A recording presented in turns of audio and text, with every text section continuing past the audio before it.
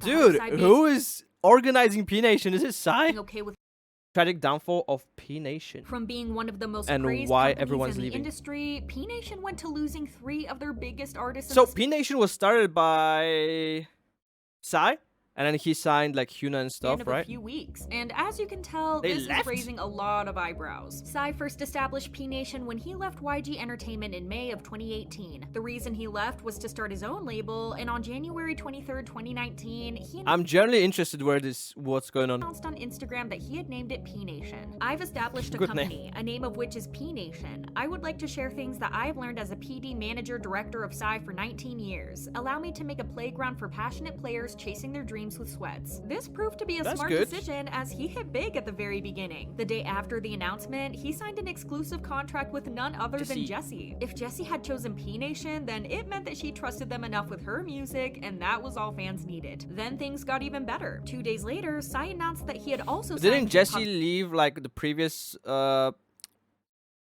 one that she was in?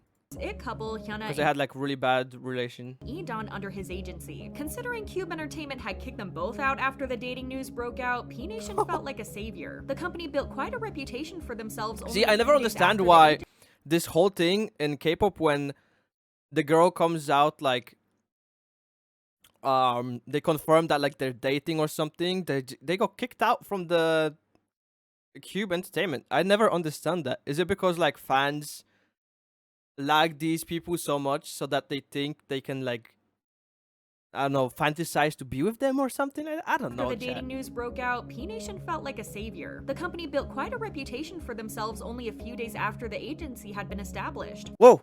Before you continue, make sure to give this video a like and subscribe. Only about 1% of the people watching these videos are subscribed. Also check out my Twitch and Discord down in the description.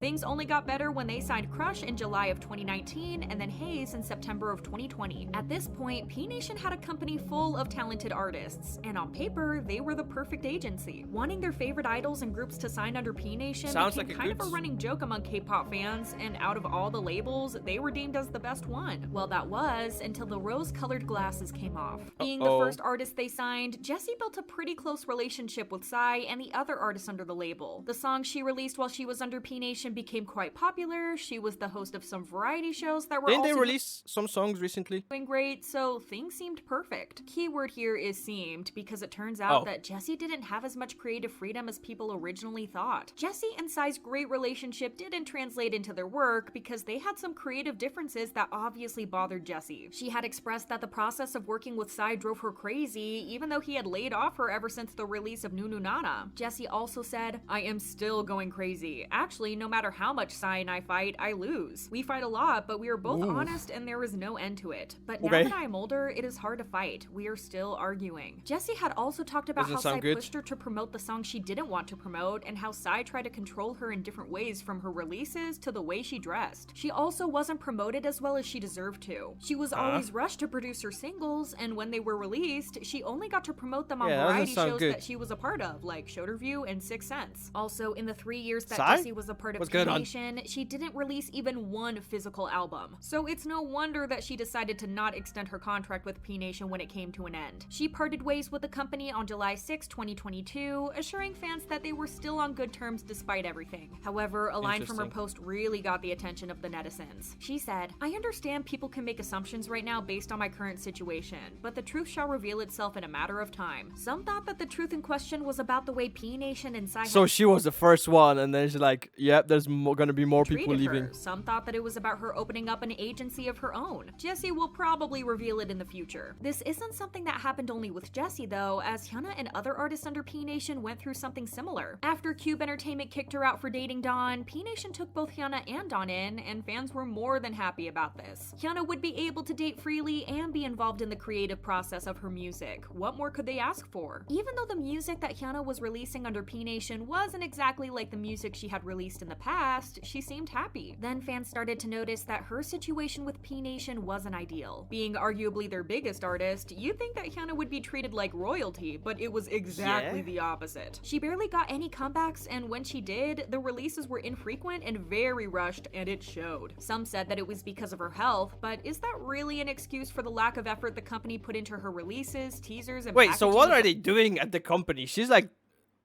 the #1 that they signed, and they're not giving her spotlight? The album? Not really. The comeback teasers were released only a few days before the album, and the packaging was of poor quality and missed photo cards or the photo book. If that wasn't bad enough, the promotions didn't last long and were very low budgeted. Plus, in all the years that Hyuna was a part of the company, she never released a full album. We know that she intended to release one and even had the songs ready because she had talked about it non-stop for 2 years. What's with them not making albums? Prior to the release of Nabalera, Hyuna had hinted that her they just want to make singles? upcoming album would be a full one, so imagine the fan surprise when Nabalera only had 5 songs. People assumed that Psy had pushed Hyuna to release a mini album instead of the one she had originally planned to release. It was no wonder that fans were demanding accountability from the company, knowing that is Psy like that controlling? Hyuna would have released a full album, yet she wasn't allowed to. Psy had also talked before about the fights he had with Hyuna, and both her and Jessi had complained about Psy being too controlling and a perfectionist over their work. Their ideas almost always clashed with each other, but being the CEO, Psy mostly got his way. This showed in the comment Dawn left on Hyuna's picture announcing the departure. Moving forward, let's freely and coolly make music, perform, and love. I love you. Which made people believe he was implying the two weren't as free under Psy's management as everyone was led to believe. So when everyone saw that Hyuna and Dawn would be departing from the company, everyone saw it as good news. Hyuna seemed quite torn about it because while performing ping pong at her last festival as a P Nation artist, she burst into tears. People didn't know why she was crying because the news of her leaving didn't hit the media yet, so they thought that it was a health issue. So even though people might have opinions about Hyuna's treatment in the company, she's probably quite sad about leaving it since she and Psy were close. Dawn wasn't prioritized any better. He was mostly promoted as Hyuna's boyfriend. It kind of just seems like